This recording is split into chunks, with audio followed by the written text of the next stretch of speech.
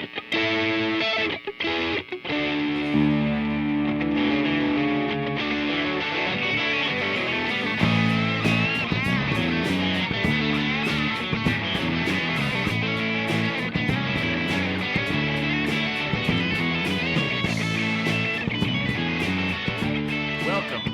of bar-fighting billionaires, to another kick-ass episode of the InfoHazard Podcast Show. I'm your host, David, here with my pals, Phil and Danny. Hi, guys. Hello. Sup? Please do not kick anyone's ass in real life. We do not advocate violence. That's right. I mean, I feel like everybody knows that. Yeah, we can't control what Elon Musk does. What are we gonna do? It's a goddamn billionaire. Punch him in the eye, dude, apparently. So before we get into it, guys, that sponsorship I was telling you about came through. I have a word from our sponsor, so I'm just going to read it. QuickBooks by Intuit is a proud sponsor of the InfoHazard Podcast Show. Need your accounting, bookkeeping, and invoices all in one shitty website? Try QuickBooks. Got time to kill? We have experts available 24/7 who know less about our product than you do. Insert personal note. Right. I use QuickBooks for my small business. I hate it, but I'm too lazy to switch. QuickBooks. We are a subscription service. You can use our affiliate link for a negative 20% discount. QuickBooks.intuit.com/fuckourcustomers. QuickBooks. Right. We get your cash flow flowing to us. I may have led them to believe that sending us that money would get them a meeting with the president, but I don't know. We'll see how they try to collect. I think you're supposed to buy cryptocurrency if you want to meet the president, dude. I think they believed it. So what do you think, guys? We made it big? Yeah, we've got the coveted sponsor. Yeah. In this era of fraud, I thought I would just start lying to people for their money. We can now get back to our regular scheduled programming. Phil, I think you have an interesting item to lead us off. Cool. I'm going to start us off with a battlefield report from the War on the Smarts. So with recent sweeping cuts to research grants, attacks on student activists, and general hostility to science, the Trump administration appears to be doing everything it can to chase anyone with half a brain out of the country. We're all still here. Well, I'm not currently attending any elite universities, and I would be surprised if any of us were, given our general sort of malaise and attitude towards education at this point in our lives. Well, I was just saying, like, if anyone with half a brain is leaving the country, well, then it stands to reason that we're still here. That's all I was saying. Oh, yeah. Any Recently, the U.S. government has yanked more than $3 billion in federal grants and contracts from Harvard. That has happened since April. Other universities are even more exposed. MIT gets 48% of its revenue from the federal government, while Johns Hopkins gets 42%, according to the Urban Institute. Yeah, so it's just like one of the many recent targets of ire of the Trump presidency, and it doesn't really seem to make a lot of sense to me. Like, these are organizations with like a big reputation and a lot to offer the country, and it doesn't come cheap, and you can't just build it up out of nowhere. So pissing them off and taking their toys away doesn't seem like a good way to foster American science and education and all the good things that come with it. Totally. Like, it's hard to think of, I think the tariffs are probably like number one in terms of things that are just destructive to America's economy. But that's more of like a short term, like that's like really, really immediate. But undermining basic research and disincentivizing the brain drain, which has been like one of America's biggest competitive advantages for decades, is up there at the top of things that Trump is doing that seem to just like be intended to hurt America's prosperity. So, boo. Why do you think he's doing it? Because it just seems like a total negative with no upside for the presidency. Like, it's like the weirdest fight to pick. I mean, he loves picking fights, but other than that, like, you could pick on anyone. He's trying to here's a theory. He's trying to drive a wedge between the intellectual, like, upper class professionals and working class, so that him and his ilk can divide and conquer. Well, that's true. He did famously say on the campaign trail that he loves the uneducated, which I always thought of as just like a crazy self-own. Well, only stupid people vote for me, Well, we shouldn't confuse education with intelligence. Sure. But yeah, and I also love the uneducated. But I think, I also love the educated. I think it's like Blue Lives Matter. It's like, yes, he's mentioning a different group in order to say that he doesn't like educated people. Oh, I see what you mean. Right. I mean, the Harvard thing in particular started as like they defied him in like one like tiny little way, and it's just kind of like spiraled out from there, right? You guys heard they like accidentally sent they had like a whole list of crazy demands, and they like sent it to Harvard on accident. Did you guys hear about this? No, I did not. I heard. Well, you go ahead and. I forgot what all was on it, but it was just sort of like so ridiculous that it's like up until that point they'd been kind of talking to them and negotiating, like, yeah, let's see. Well, I mean, I'm sure they use the excuse of like anti-Semitism from the protests on campus or something like that. So they're like, okay, you need to tamp down on anti-Semitism, said the Nazis, and they. Right. I mean, and they also wanted to like pick the curriculum. They wanted to choose the subject matter that got taught in classes, which is sure couldn't be more anti-education than that. Right, like maybe there are reasonable criticisms of like the balance of stuff, but yeah, instead they sort of hit send with like the whole laundry list of crazy things, and Harvard's like, okay, I guess we're not negotiating anymore. Like, so then they sued them, and I guess they won, but then they just keep doing other things. Like, didn't they say they were gonna not allow any foreign students? They're just gonna aggressively get rid of visas of students that go to Harvard. That's going right. after their nonprofit status. Yeah, Marco Rubio announced on Wednesday that the United States will aggressively start revoking visas for Chinese students, including those with connections to the Chinese Communist Party. So I guess all Chinese students, basically. If you're from China, you have a connection to the Chinese Communist Party. They're studying in critical fields. Revoking visas for people studying in things that are important, I guess. Like the people we would most like to have, though we're going to be intentionally hurting ourselves the most. Yeah. It's just the dumbest. I mean, I feel like there are many real cases of very damaging intellectual property theft by Chinese nationals working in American companies and American research labs. Like there was Coca-Cola had tens or hundreds of millions of dollars of damage done by an employee just sending their proprietary formulas for the liners on the inside of cans and stuff like that. So like there's real concern. Okay, and now what Not was really, her connection? though. That's not, we're accepting like the best and brightest from around the world. We're not worried about them. Like they're paying for the lessons, they're not like sneaking away with those lessons. This wasn't like a college student. This was an employee at Coca-Cola who had contacts at the your Chinese CIA. Unfailing tendency to try to both sides every issue. It's like you're bringing up something totally irrelevant. Like it doesn't relate to this issue. Huh. Yeah, I mean, you don't think it relates to this issue? No. It's like they're students. They're not working they're not companies. banning like just Chinese students also. They're like getting all of the foreign students. Right. Yeah. No, look, okay, they take chainsaws and hammers to every problem that they see. So I think that is stupid. Banning all Chinese students is ridiculous. I have many Chinese friends from my time in grad school, and they're probably not like agents for the MSA. So, but there is intellectual property theft that the Chinese government is trying to do. I think they are. I think that they are absolutely trying to do that and use that as a vector for this by having people working in important fields, high value fields. So that is a problem. I'm not making that up. Like I said, taking a hammer to that problem, get rid of all Chinese students, seems like a little bit, typical Trumpian fashion. Way too much and way too stupid.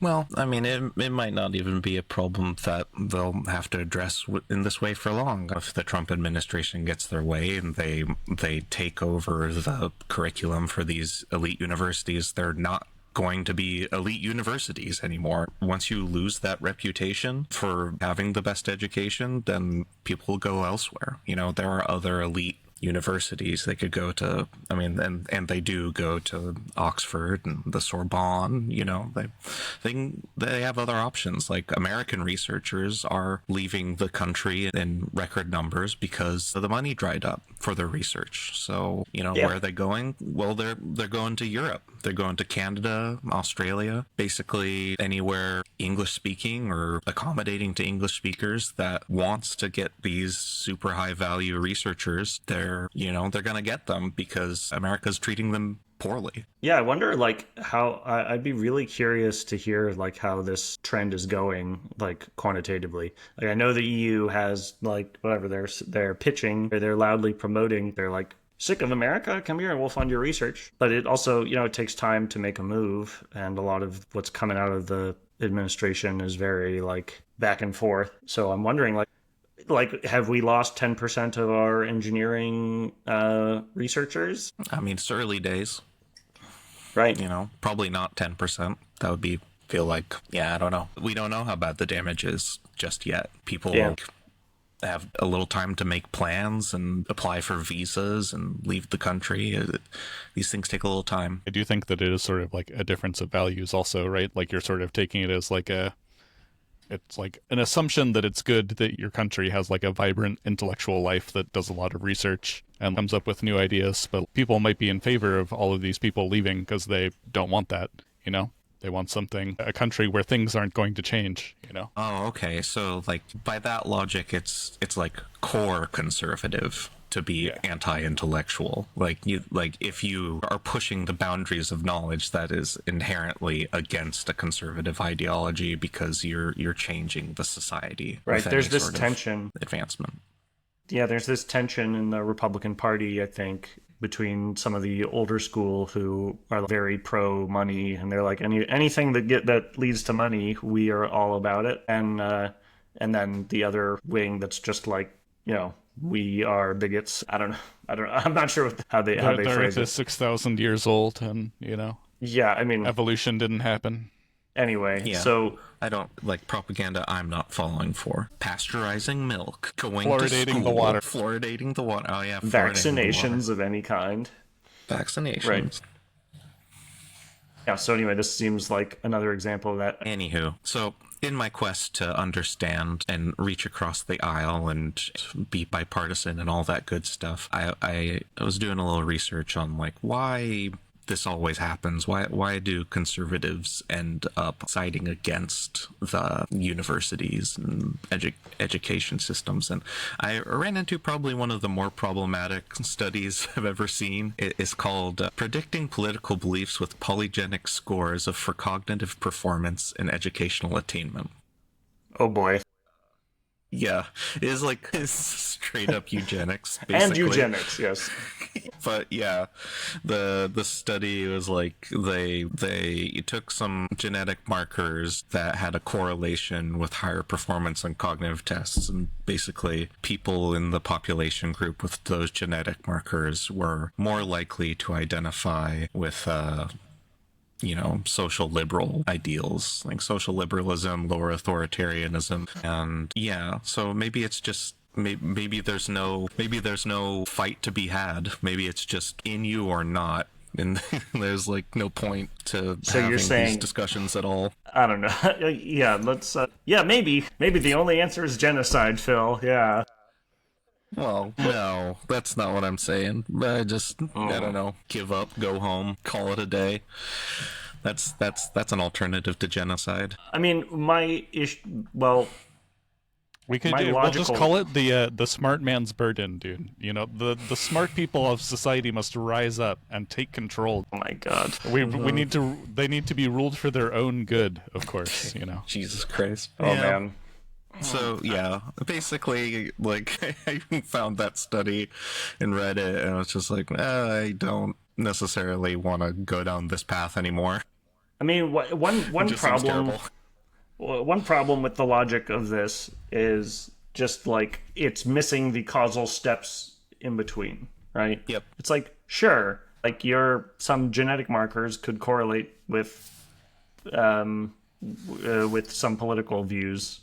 But I mean, different races obviously correlate with different political views, like in the U.S., and a lot of that has to do with just History. like history and, you know, recent history and like who has been on the ballot and stuff like that. So it's like, did black people vote for Obama because of like genetic markers related to their educational attainment and it's real their liberalism? causation correlation nonsense here. Like they found these genetic markers in families that like those people sometimes performed better on these tests, but there's just like those genetic markers could mean anything. They don't have the mechanism for like what that's doing for these people. Right, but even if there was like the causal link, the link between those markers and test scores or whatever their educational attainment, like even that like doesn't directly explain political views. Like they're still missing all the interesting stuff. Just like why does a person form their political views? Just like I wonder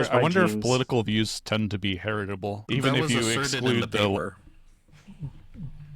the genetic component. Like people tend to like raise their kids with the same values they have, or at least try to. Yeah, I think there's a strong correlation within families for but similar you'd have to political views.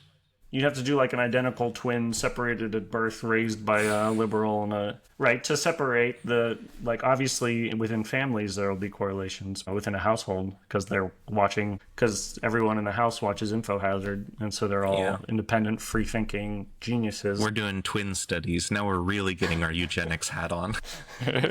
No, but right, yeah. Why we are left to why God, why spaghetti monster? So let's move on from this. How can we make being smart more appealing to the right, or should we just let that stand? Like should we just be okay with just being smarter and like use that to our advantage? That seems like better to me. Earlier I was talking about how I believe that elites are intentionally driving a wedge between intellectuals and working class people, and that's what it's about. It's bidirectional. These two groups are not ready to work together. People like us. People like we won't. I don't think you don't think of yourself I don't as think an it is bidirectional. I think it's monodirectional. I think that it's a useful tool for the right to make themselves seem more earthy and more homespun to shit on, you know, elite education kind of facilities. I don't think it goes the other way. I don't think that like these places are trying to make themselves seem more hoity-toity to separate themselves from conservatives.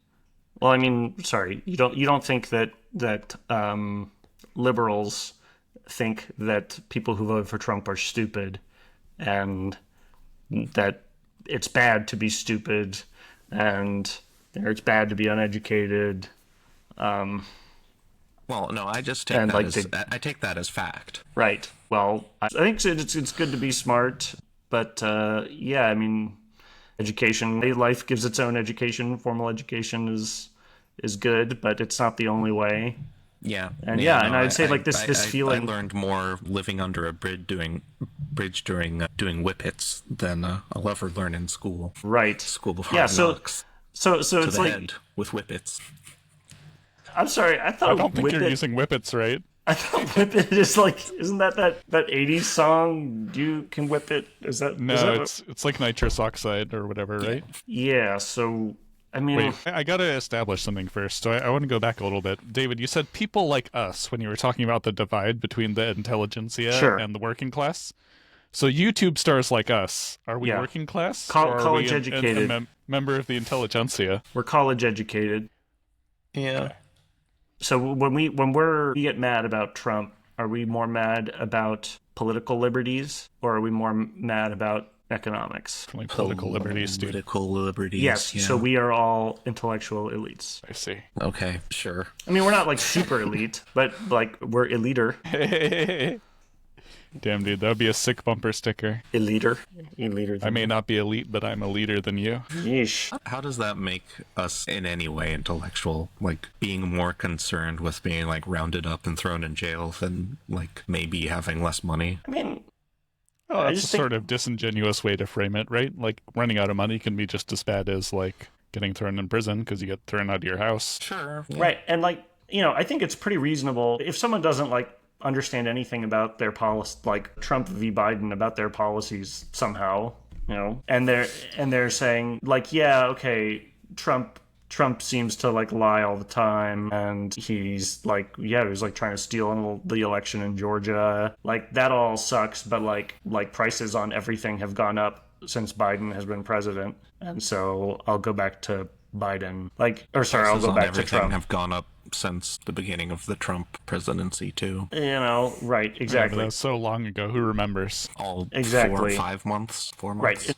Inflation was worse in like 2021, 2022. And so, right, I think it's very fair to ask, what's the point of being able to vote if it doesn't do anything for me, right? What's the point of all these freedoms or whatever? I'm not breaking any laws. Nobody's mad at me. I would just like to be able to afford my rent. That it's not like there are problems with this. Like I'm just saying like that this isn't totally crazy way to look at things. And yeah, I mean, our government does need to actually perform for people. But yeah, I think that people who think like that, like this is two totally different mindsets, and like it's hard for people like us to fathom. Like, why don't people care about the rule of law disappearing and the corruption state that's taking hold? It's like because they don't give a damn about what happens in government. Like, they care about can they pay their rent. Yeah, but like actively taking action to make it harder to pay their rent at the same time, like it's, I don't feel like there's merit to that viewpoint. Yeah. Well, it's just like, there's like caring about different problems than you do, and then there's also like having different solutions to the problems than you do, right? Sure. Sort of like two different axes of disagreement. Right. There's values and just reasoning. Yeah. And like I do care about the economic realities. You asked me which one I cared about more. Yeah, that's right. I think that there's some reason to think that it's like, yeah, maybe the liberal, the democratic societies, the liberal societies lead to economic success, or maybe it's the other way around. Because, yeah, I mean, if people feel like they're struggling to get by, then they're just not going to care about these things. Sorry, but we were nested a few layers deep here. We can just like pull the ripcord and move on. Feels like, could we please? We're not gonna solve it right here. But anyways, to summarize, they hate us because they ain't us. So let's move on. Danny, what you got? Hey, it's not Danny's going last. I was gonna go next. All right, David. So yeah, we were on the scene. Thank you. Yeah, so we've been talking about what's the most broken part of our government, and there's lots of great candidates, but I was thinking that even more broken than our government is our media. I was wondering how you guys feel about that. Well, what do you think? Is the media more broken than the government? Don't make me choose. Obviously, the government's more broken because we're part of the media, and we're pretty great. We're part of it now, so we fixed it. You're welcome. Well, we're part of the government too, like we voted, right? For and by the people. The people I voted for didn't win, so I don't have any responsibility now, I think. Right. Move on to media, I guess. All right. So what do you guys think is like or what jumps out to you as like a shitty thing about our media? There's so many to choose from. It's entertaining. It's entertainment. It's like HBO keeps changing its name. That's pretty shitty. It's like, I just learned what your name was. Don't change it again. Wait, they changed it? Yeah, they changed it back to again. HBO Max. Hilarious. It was HBO Go, then HBO Max, then Max. Now it's back to HBO Max. It's like the faces of the moon, Mm-hmm. Oh man, they're making the big bucks. These are the decisions that make this is or why break. Our CEOs get paid so much to come up with shit like this. Oh man. Okay, but Danny give a real answer though. It's entertainment. And what should it be, Dan? I mean, it should be informative, but people don't want to pay for that. They want to pay for entertainment.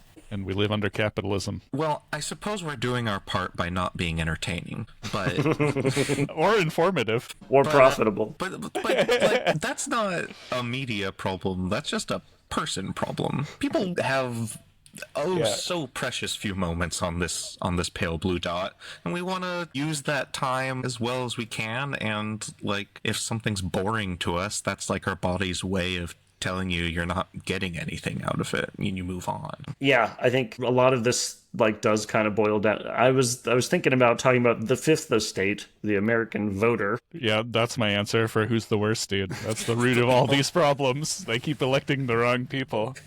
They're voting wrong. Man. Yeah. So, do you guys feel like, so I was thinking about how terrible the internet is. So, the media is of course terrible, but the internet is also terrible. Do you guys think that the news ecosystem has gotten better or worse because of the internet? I don't know what estate it is, but I have another pitch for the worst branch of government, Okay. which is business. Like the business community is the thing that's causing the most of the problems. Well, that fits nicely in with the media because, I think there are a lot of large corporate owners in terms of comparing to stop you from totally derailing, but to also go with your flow. I think, you have the large news networks are these big businesses, and they, I guess, pre-internet could kind of dominate the scene and represent their own interests. Whereas now the interests are like the YouTube, Apple, Spotify, Amazon, who get to filter. They get to recommend our videos. Right. They recommend our videos or they don't. And so they control. And it seems like they're not as directly involved in editorial stuff as news networks. Like, I don't think Google is a political propaganda company, right? Though they obviously, they bring filters. They keep the gates. Yeah. They have their methods. They can put their thumb on the scale for certain things. So, yeah, in that way, I kind of started thinking about this sort of assuming that the internet had made everything worse, because I generally hate the internet. But I'd say, like, here we are On the internet. And the weather is great. Yeah, the gatekeeping in that sense is actually a lot less than it would. We don't have to start a TV station to shoot the shit about the news. No. So that part is good. I don't think it really changed anything. It might have just amplified it like a little bit, but I think the trajectory was already going before the internet started up. Potential reach for a small operation like this is vastly expanded, but in practice, not so much. We could just be doing the show on the street corner and reach about as many people. That'd be pretty fun, dude. We would get more hecklers that way. I think we would. Dude, maybe we should start a new segment. We can call it Pissing on Reagan's Grave, and we'll talk about how whatever we're talking about, it's all Reagan's fault, dude. Right? Because this all started when he repealed the Fairness Doctrine. Tell me more, Danny. You can just kind of have that as the sort of background assumption for anything I'm ever talking about. Yeah, exactly. Complaining about something Reagan did. So, Danny, what was the Fairness Doctrine? So it was a policy the FCC introduced in 1949. It required the holders of broadcast licenses to present both controversial issues of public importance, and to do so in a manner that fairly reflected the differing viewpoints.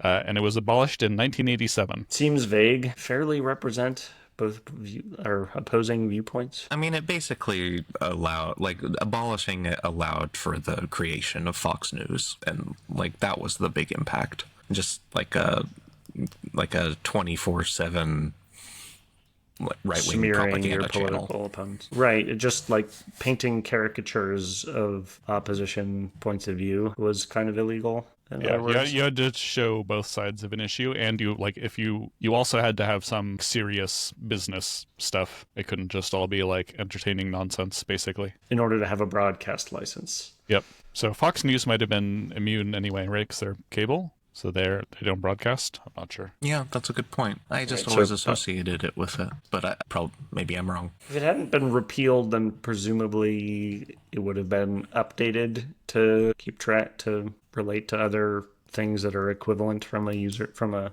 consumer point of view. Maybe. Yeah, I don't know. So the things that I think have clearly gotten worse with the internet and are really problematic have to do with just like how personalized things are that really send people down an extremist rabbit hole. I think it's also potentially problematic that people on the internet are not actually journalists. They're news influencers, posers, and they don't have like the sterling credentials of an InfoHazard host. Well, for the audio audience, we took the opportunity to wave to the camera, give a little nod to our non-journalist credentials. Yeah. Anyway, it's yeah, we don't really pretend to be journalists. But yeah, I mean, again, though, like, I don't know, if you watch, like, if you're unfortunate enough to watch, like, the real news, you'll see there's not a lot of real journalism there either. So I don't know, just like, I feel like we're giving a more authentic kind of point of view, less vetted by our bosses. So anyway, Everybody knows we're full of shit, dude. exactly. It's much better. Anyway, here are my tips of what could be done better. Obviously, we're doing this because we're trying to compete in a free marketplace of ideas. Maybe the truth can win. And so what you can do better is listen to InfoHazard, is what you're saying. That's right. You can like Not and just subscribe. listen. Yeah, yep. Like and subscribe. Leave a comment. Yep. Share it with your mom. Yeah, there you go. Yeah, Put other it on things. that laptop on a skateboard, kick it down the street, broadcast it to confused passerbys. But we don't have a broadcast license. Take to the high seas and blast us over the waves. So here's the thing that I do. I'm wondering how often you guys do this. So I try to check diverse sources whenever I see any news that I find interesting. So like my main sources of news are the New York Times and YouTube. Now, obviously within YouTube, it is whatever channels I've subscribed to and things that I've watched before. Whenever I see anything interesting, I head on over to Fox News and I see how and whether it's being covered there. And every now and then I go there on my own. I think that mostly this leads me to think that just to shake my head in disappointment at how bad Fox News is. But every now and then, confirmation every time. Often. I do it often. I feel like you could just ask our friend Rick Target, like, what his opinion is, and you would just get the same information from Fox News. Well, I remember when there was in the early days of the Israel-Gaza conflict, there was this big bomb that dropped on a hospital in Gaza. The New York Times was, The headline was effectively Israel bombs hospital, hundreds of civilians dead. Kind of turns out Israel had not bombed the hospital. A Hamas missile had broken and landed in the parking lot. Hundreds of people weren't dead. So and you could see the truth there much faster from a Newsmax contributing YouTuber that I follow, and only eventually did the New York Times figure out that they were just totally wrong, and that maybe we shouldn't just like put a Hamas press secretary like sentence as the headline on all our news articles. Mm-hmm. Yeah, so but anyway, they got that article out so much faster. They really did. They got it out fast. So anyway, I'm curious. Do you guys do this kind of thing at all? Do you manually? And I have to mention, I'm sure that they saw the fine work with our QuickBooks sponsor, but we're looking for sponsors. So Ground News, I know they're into this kind of thing. Anyway, another very interesting resource. That was going to be my answer. Ground so News. Do you go to Ground News? Ground News. I kind of pan through a couple of different sources. My preference is to get like as international as possible. Like I prefer like BBC, Al Jazeera for like domestic coverage. I like that they don't have as much of a horse in the race. They're just outside looking in. Times of India, some other places. That's smart. But yeah, I the thing with that website is, they have all their news sources listed with these biases and they're not always going to be right. Like, what is the media bias of the New York Times? I mean, they're listed as like left, but they don't always cover things in the way that like a leftist would call. Right, neocon. Left. It's a one-dimensional axis, and it's liberal neocon. The neoliberals. That's what I meant to say. Liberal neocon. I don't know. I'm sure, but sure the New York Times would give an editorial page to Karl Rove. Doesn't that seem like the kind of thing they would do? Yeah. Like they would. Yeah. Dick Cheney sounding off like, actually, this is a good idea. Classic Dick Cheney line. Or the little grumble. Wah!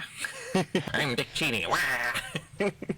How about you, Danny? What do you do to check your biases? I mean, get most of my news from just Reuters. I don't know if that counts as biased or not. According to Everything Ground is News, biased. they have high factuality and they lean left. I don't think facts lean Reuters left. leans left. I think reality has a slight left wing bias. Yeah. So do you guys also, have you been limiting your information diet? I feel like I didn't get into this whole thing with like how addictive the news is, I especially don't like limit any bad of my news. diet.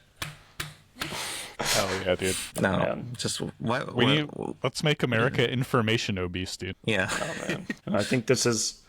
I feel like so. So, what do you think? If someone didn't consume any news other than InfoHazard, would they be better off Then what? than if they were like your average? Like if they were like habitually loading the New York Times 5 times a day and scrolling through YouTube. We only put an hour Reddit. out a week, so yeah, maybe they would be better off. But we're pretty heavily referential. We kind of talk about a lot of like if you weren't already a little bit tuned into what was going on. We don't always do the best job of kind of describing Setting the full context. issue. So Donald Trump is president of the USA, the United States of America. Yes. Yeah, Context. I mean, yeah, I've got young kids. Sometimes you have to do that exercise of like, okay, we'll take a couple steps back. In 1492, Christopher Columbus. He really wanted some slaves. Yeah, he wanted Anyway. to go to the Indies, and he got lazy. Speaking of getting lazy, to conclude, I think it's everyone's personal responsibility to not be an idiot and to be skeptical of the news they read and to look for other points of view. And I think people are pretty damn lazy. And so, yeah, hopefully Really we bad are at not being entertaining. idiots, dude. Yeah, well, I think not being an idiot is actually really hard. Everyone thinks it's easy, but it's really hard. What do you think? I think that like we're all guilty of being idiots some amount of the time. So to never be an idiot, I would say, is basically impossible. I think it's easy to not be an idiot. Damn. Then why is everybody so bad at it, dude? I don't think everybody's an idiot. I don't think everyone's an idiot all of the time. Yeah. Anyway, well, I hope that this is entertaining and informative. That's the hope. So, yeah. Okay. Yeah, you're welcome. That's damn it. Donations accepted. Edits accepted. Yeah, you can pay for our endorsement. It'll be really good. And you Make might people believe in your product. get a meeting with Donald Trump for sponsoring us. True. You might. You can choose a pardon. Yeah, you might Free, get a free pardon. with every purchase. All right, Danny, take it away. All right. Well, this is actually, since we were talking earlier about the American voter, do you have anything that, like, I guess you actually have already sort of covered this, David, but do you guys have anything that you want voters to be better at? Or, like, something that you think they could do that would really improve things? That line that politicians use all the time, I want to run this like a business. I feel like if we could just collectively excise that from our political vocabulary, we would be better off. We don't want to run the government like a business. We want to run it like a government. This is not a for-profit engine. It's for creating services that benefit the people. You know, Provide for the common defense, promote general prosperity, etc. They're almost opposites, dude. Like, it's the way I think of it. So a perfect business would, like, take in money and do nothing, right? They have no expenses. They just purely take in money, and that's their money. yeah. Whereas, FanDuel.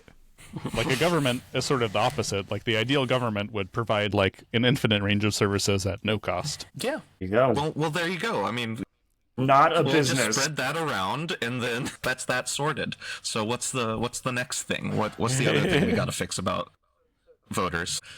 Yeah, I would say, like, I wish that people would think more. Yes, more.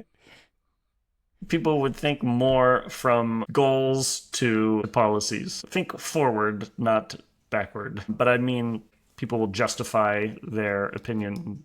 They'll come up with reasons to justify the conclusion that they already have. So I think that is shit. You should start with the reasons and form your conclusion. What do you think, Dan? So for me, there's this like tendency that, so I think the structure of American government really exacerbates this, where people are basically willing to, like, forgive their side for not implementing like the policies they want implemented, and just kind of like passing the blame off onto either like their political opponents or like another branch of government. So like because we have like the separation of powers, right? For the national debt, for example, like the legislative branch is like, oh, the executive branch submits the budget. All we can do is approve it. And, the executive branch is like, well, we have to submit this budget that, Congress will approve. We can't just submit whatever we want. And then, they both kind of like, point fingers at each other, and everyone's like, well, I guess there's nothing to be done. All we have to do is, borrow $4 trillion more. What can you do? Which is like, so there's like this trope in monarchies called the evil advisors. The king is good. I love the king. But recently his evil advisors have, persuaded him to implement these terrible policies. And if only we can, get rid of the evil advisors, everything will be like just fine. Which, politics of personality, like that people are invested in that leader figure, less so the advisors, so it's easy to push blame off to them. I feel like in a monarchy, like, you can't criticize the monarch. I mean, obviously there's a whole range of monarchies, but in many monarchies you couldn't criticize the monarch, but you could criticize the advisors, so that might have been why that was... Yep, that too. You don't run into like treason laws or whatever, but... Right. But in the US today... Yeah. More modern authoritarians, like the citizens of the Soviet Union and Third Reich Germany, said the same thing about their respective leaders. Like, if only Stalin knew what's going on here, then he would surely set this straight. Yep. Yeah, it's interesting because, certainly like some policies that the Republicans have wanted have been thwarted by the Democrats and vice versa. Like, that's not a fiction. Like, okay, Signalgate, this thing where, what's his name? Hegseth did just like whatever. Got it. Added a journalist to his like military planning signal chat, and anyway, did all kinds of dumb and illegal stuff. Like, sure, you could say that wasn't Trump's fault. Now, you could also say it was for hiring someone who's obviously incompetent for the role. But once he does it, then you gotta fire his ass. So, it's not his advisors. It's not Pete's fault that he didn't get fired. That's Donald's fault. What's the name of Pete Hegseth's successor? Oh, he didn't get fired? Oh, right. I was really confused. Pete Hegseth is his own successor. Yeah, so, it's not like Donald Trump is afraid to fire people, right? Like, that's his whole brand, right? That's his shtick.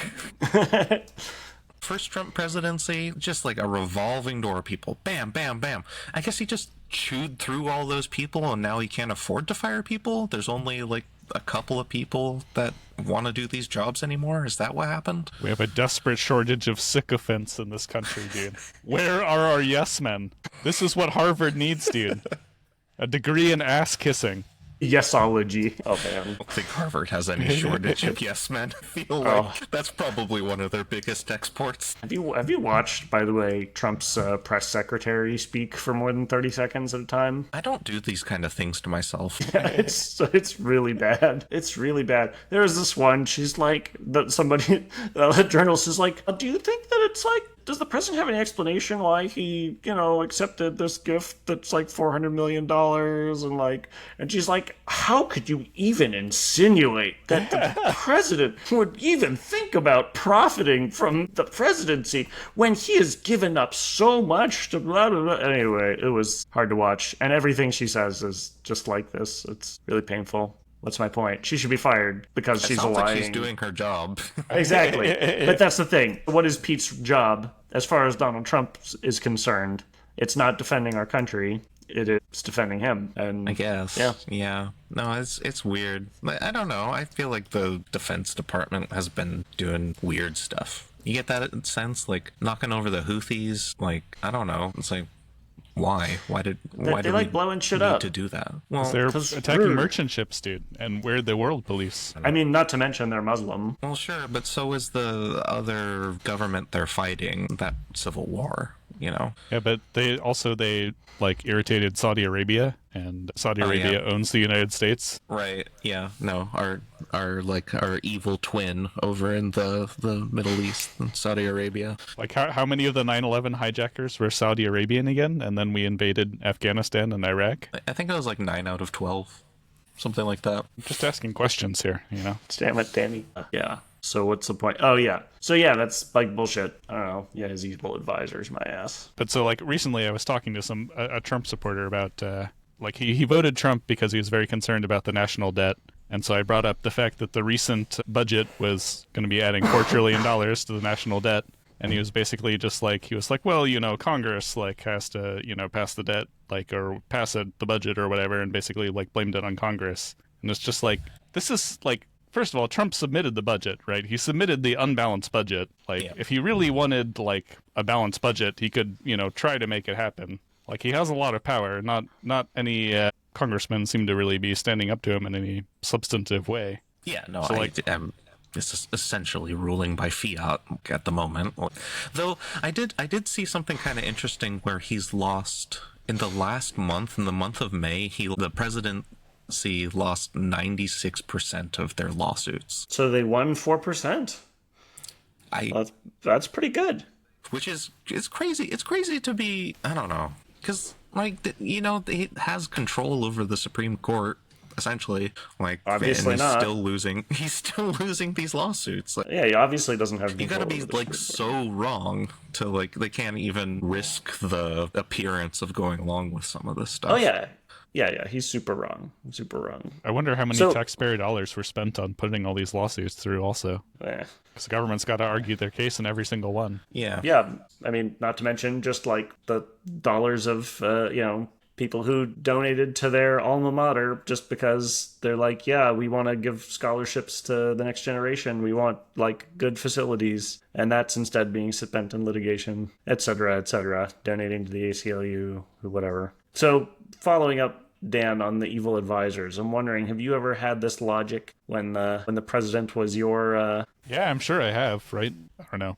Like, could Obama have done more to get, you know, the public healthcare option through, or did he fight for it like as zealously as he really could? Like, that's the thing that's hard to tell, because it's like, you know, trying to like spot your own cognitive flaws when your brain is trying to trick you.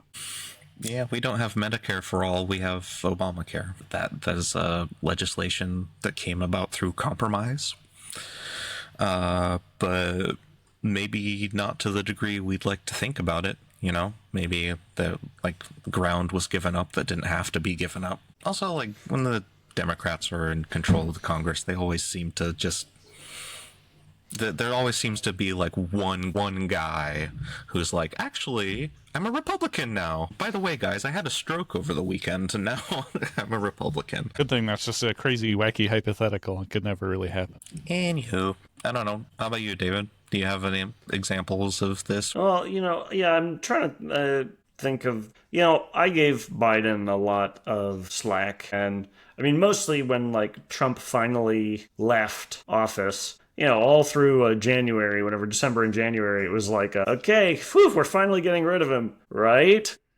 He's leaving, right? Anyway, and so I was just very glad when he was out, and I was like, Biden is so boring, perfect. I don't have to pay any attention to this shit. So I let that go for a while. I was pretty much just like giving him like all the slack in the world. Like, I was like, he's doing great. Like Afghanistan withdrawal, right? It's like, you know, I'm very glad that the war in Afghanistan was over, or that America wasn't there anymore. So is that this kind of thinking? No, this is like something different, where just like I'm not even interested, and I'm just assuming that that those people who are screaming and shouting are just whiny propagandists. Okay, I did think of something in this where I've thought this way, and it was stupid of me, I think, which is Biden didn't follow up on prosecuting Trump at all. Merrick Garland just let it go, right? But like, you know, Biden could fire Merrick Garland and appoint a replacement that was actually going to, you know, try and do something. But he didn't. Absolutely. Yeah, and I definitely like gave him a pass for way too long. Oh, what can he do? You know, just poor Merrick Garland's just blocking it all. Really interesting. Yeah, I always thought that like Biden himself was just like, norms, I'm not going to do anything. Yep, exactly. Well, I mean, he clearly shouldn't have. You know, a pass was given. If we could revoke that pass, it would be nice. But you can't. We could have been more vocal at the time, I suppose. We could have started InfoHazard earlier. We could have started InfoHazard during a Democratic administration instead of, you know, being angry and wanting to do something and then starting it during the Trump administration. Oh, I'm not angry. No anger. Oh, okay. No, I'm angry enough for both of us. It's fine. Oh, man. So yeah, it's tough. What can I say? One thing that I think helps with have it to check your own biases is to talk to other people, especially people who don't see eye to eye with you. I think a spouse is very helpful. Maybe not so much in like politics, but just like in life, as like someone who like just moderates you. I made sure to pick a spouse who agrees with me in every particular. So Nice. Me too, but I just mean like in theory. I see. Yeah. Hypothetically. Yeah, but also, getting out there in the real physical world, right, where that is not designed to only present you with points of view that you agree with and want to click on. So yeah, talk to people, hear them out. So that's why you do this self-flagellation ritual of checking Fox News. Oh my gosh. And I do political crowd work in my stand-up. Oh. That's the real pain. That's my real like masochism activity. Well, guys, what do you think? Have we braved the info for this week? I think so. I feel like we've let ourselves off pretty easy. So No, back didn't to we? the eugenics talk. No. Back to Israel-Palestine. Get all the third rails all at once, dude. Sure. Yeah. All right. Well, until next time, stay infoed. That's our catchphrase, right? Definitely. Brought to you by QuickBooks. I can has info.